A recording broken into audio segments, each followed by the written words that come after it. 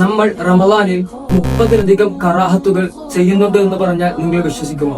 മറ്റുള്ള ദിവസങ്ങളെ അപേക്ഷിച്ച് റമദാനിൽ മാത്രം നമ്മൾ അധികമായി 30-ൽ കൂടുതൽ കറാഹത്തുകളാണ് നാം ചെയ്യുന്നത്. ഒന്ന് ഓർമ്മപ്പെടുത്തുന്നു.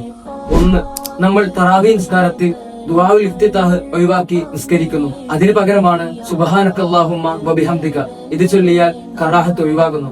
2, അഊദു ബില്ലാഹി മിനശ് ശൈത്വാനിർ റജീം എന്നും നമ്മൾ ഒഴിവാക്കുന്നു. അവിടെയും ഒഴിവാക്കുമ്പോൾ കറാഹത്ത് ലഭിക്കുന്നു. അതായത് ഓരോ ഫാത്തിഹക്കും ഒഴിവാക്കുമ്പോൾ ഒരു തറാവീഹിൽ 20 കറാഹത്തുകൾ അതുമൂലം ലഭിക്കുന്നു. അപ്പോൾ ടോട്ടൽ 30 കറാഹത്തായി.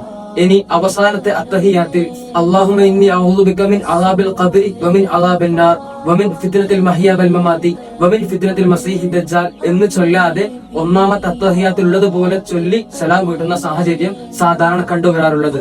അതും കറാഹത്തിന് കാരണമാകുന്നു.